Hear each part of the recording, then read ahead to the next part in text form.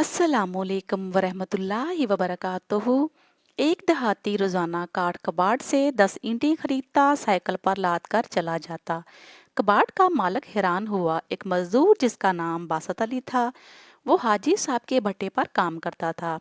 वो हाजी साहब के भट्टे से 10 ईंटें खरीदता था। अपनी पुरानी सी साइकिल पर ईंटें लाद कर रवाना हो जाता। हाजी साहब हैरान थे कि एक अजीब मजदूर है जो रोजाना की बुनियाद पर 10 या 12 ईंटें खरीदता है और अपनी साइकिल पर लाद कर रवाना हो जाता है। एक दिन हाजी साहब से रहा ना गया।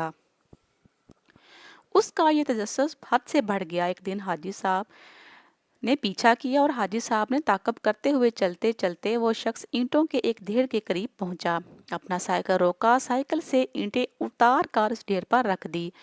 अब हाजी साहब इस मजदूर के सामने आ गए। हाजी साहब ने इससे पूछा, भाईजान, मुझे अब तक तुम्हारी इस बात की समझ नहीं आई।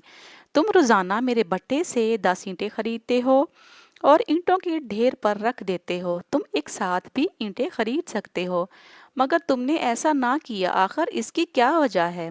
बासत अली ने जवाब दिया, साहब, इसमें हैरान होने वाली कौन सी बात है? मैं कुछ नया नहीं कर रहा, बल्कि नबी मुसल्लम की नसीहत पर अमल करने की कोशिश करता रहता हूँ। हाजी साहब ने पूछा, कौन सी मुबारक नसीहत पर अमल करने की कोशिश करते हो?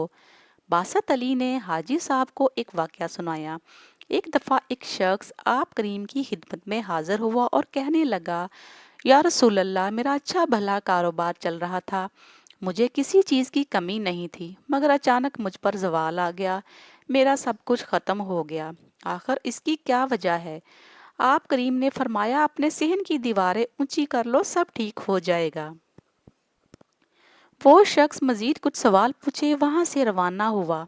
कुछ अरसे बाद आप करीम की खिदमत में हाजिर हुआ और उसके चेहरे पर मुस्कुराहट थी। वो कहने लगा, या रसूल अल्लाह, आपकी नसीहत पर अमल किया और मेरे हालात काफ़ी बेहतर हो चुके हैं। मेरा कारोबार काफ़ी फैल चुका है, इतना कि अब मुझे अकेले से संभाला नहीं जाता।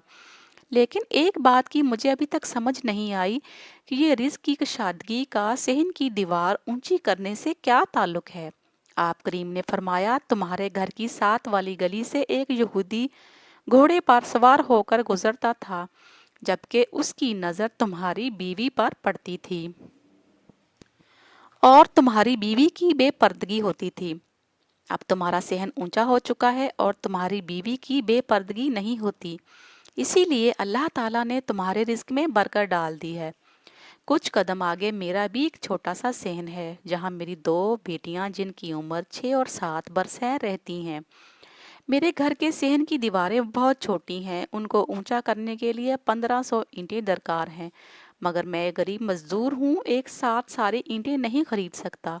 इसीलिए रोजाना थोड़ी थोड़ी ईंटें खरीद लाता हूँ, ताकि कल को मेरी बेटियों की बेपर्दगी ना हो और अल्लाह ताला मेरे रिस्क में कमी ना कर दे।